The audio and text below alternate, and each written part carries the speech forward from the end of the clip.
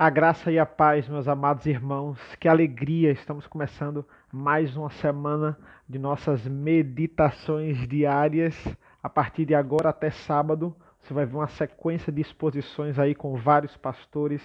Graças a Deus pela sua misericórdia que se renova a cada dia. E estamos aqui nesta noite para meditar no texto de 2 Tessalonicenses, capítulo 3. É um vídeo que eu gravei há um ano atrás e agora eu vou rodar para os irmãos aqui numa edição. A primeira parte sai hoje e a segunda parte sai amanhã. Então é com muita alegria que eu rodo esse vídeo. Vamos orar ao Senhor e em seguida eu vou colocar imediatamente o vídeo. Senhor nosso Deus, nosso Pai, nós te agradecemos, Senhor, por mais uma semana na tua presença. Nós te agradecemos porque o Senhor renova as nossas esperanças, que as misericórdias do Senhor se renovam a cada manhã. E estamos aqui mais uma vez, firmes e fortes na tua presença, na tua glória, debaixo da tua graça, para ouvir e meditarmos na tua palavra. Muito obrigado. Fica conosco, Senhor, em nome do teu Filho amado Jesus. Amém. Fiquem agora com esse vídeo, meus amados irmãos, e até amanhã, se assim Deus permitir.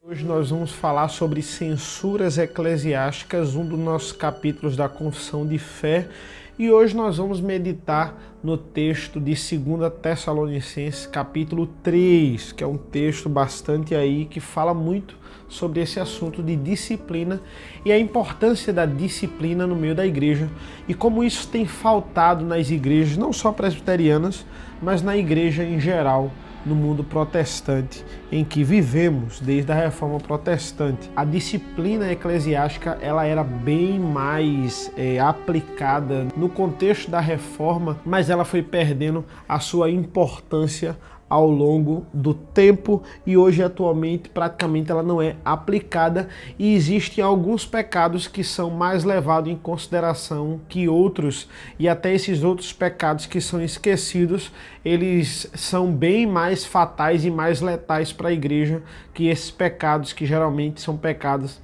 que envolvem escândalos que são dados mais credibilidade. Eu não estou dizendo que nós não devemos dar credibilidade e importância à gravidade de pecados com escândalo, como por exemplo adultério, mas também nós devemos dar a devida atenção a pecados de fofoca, por exemplo, semear discórdia no meio dos irmãos. Então, o texto de 2 Tessalonicenses capítulo 3, ele começa com Paulo afirmando assim: finalmente, irmãos, orai por nós, para que a palavra do Senhor se propague e seja glorificada, como também está acontecendo entre vós. E para que sejamos livres dos homens perversos e maus, porque a fé não é de todos. Todavia o Senhor é fiel. Ele vos confirmará e guardará do maligno. Nós também temos confiança em vós no Senhor, de que não só estáis praticando as coisas que vos ordenamos, como também continuareis a fazê-las. Ora, o Senhor conduza o vosso coração ao amor de Deus e à constância de Cristo. Esses são os 5 primeiros versículos aqui do livro de 2 Tessalonicenses capítulo 3.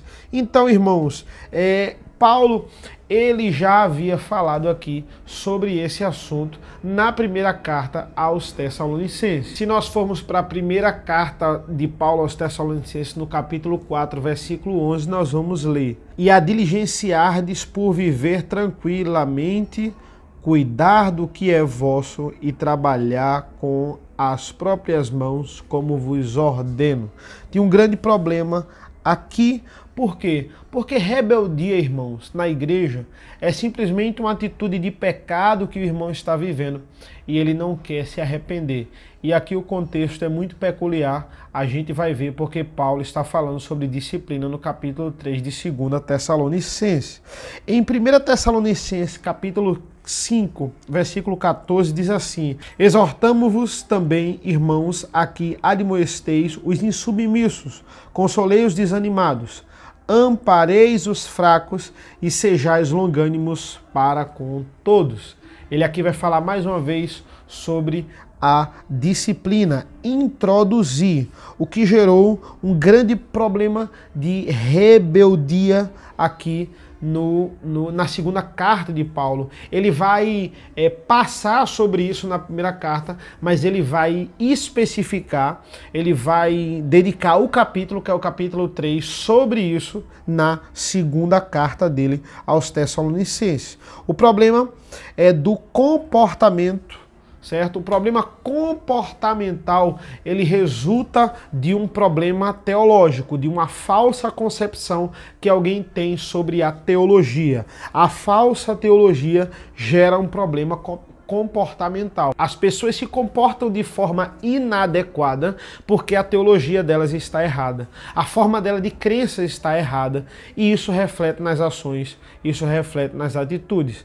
É isso que estava acontecendo na igreja dos Tessalonicenses. Eles tiveram a compreensão errada do estudo de Paulo, do ensino de Paulo, da revelação que Paulo recebeu de Deus. E dessa compreensão errada gerou uma atitude errada que acatou em prejudicar toda a igreja. Qual foi esse ensino?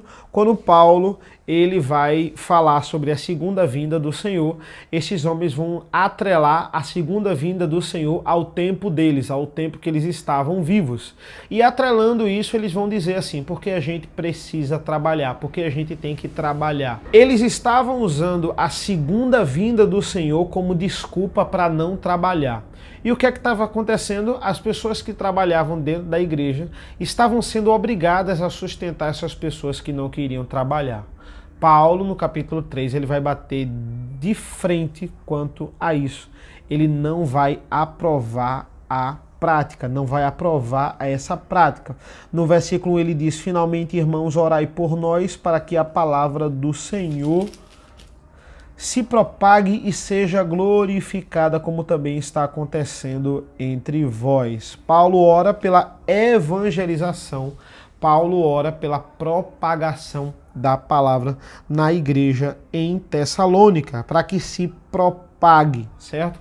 A palavra aqui propague é traduzida como um corredor numa linha reta aqui, num corredor numa reta rápido, voar, alcançar um resultado promissor sobre aquilo, propagar, alcançar. Paulo entendia que mesmo que se os seus mensageiros fossem presos, o evangelho ele não estaria preso por causa do poder de Deus, por causa da graça e da misericórdia de Deus.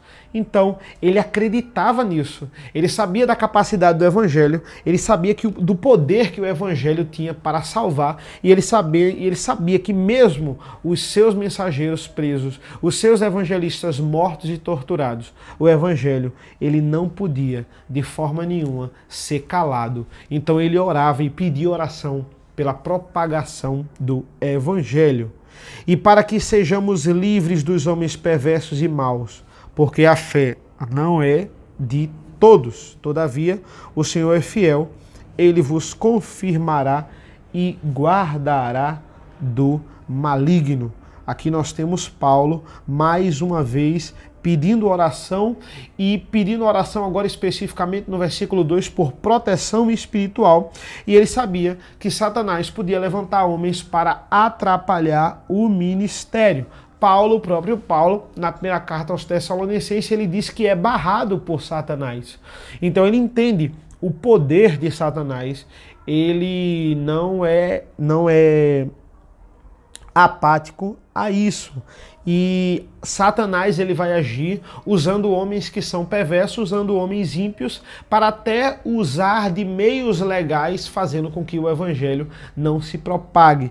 Paulo ele estava muito atento a isso. E nos versículos 3 a 5 nós temos o Senhor, ele vos confirmará e guardará do maligno. Por quê? Porque Paulo sabia que Deus era fiel para proteger a igreja. O inimigo age de várias formas contra a igreja, dentro e fora.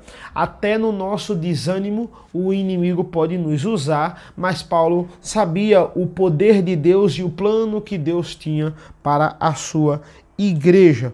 E Paulo fala dos crentes que estavam levando Deus a sério. Nós também temos confiança, versículo 4, em vós no Senhor, de que não só estáis praticando as coisas que vos ordenamos, como também continuareis a fazê-lo. Paulo agora está falando diretamente aos irmãos compromissados da igreja de Tessalônica, aqueles que ele tinha plena confiança. E a igreja, ela tem que se privar, ela tem que se proteger das investidas do maligno. E é muito pior uma igreja sem Deus do que uma igreja atacada pelo maligno. Porque a igreja atacada pelo maligno, a maioria delas está, mas Deus está protegendo a igreja. Mas a igreja sem Deus é aquela igreja que vai ser atacada pelo maligno e ele vai ter uma eficiência nisso, porque ela não tem a bênção nem a aprovação de Deus naquele ministério.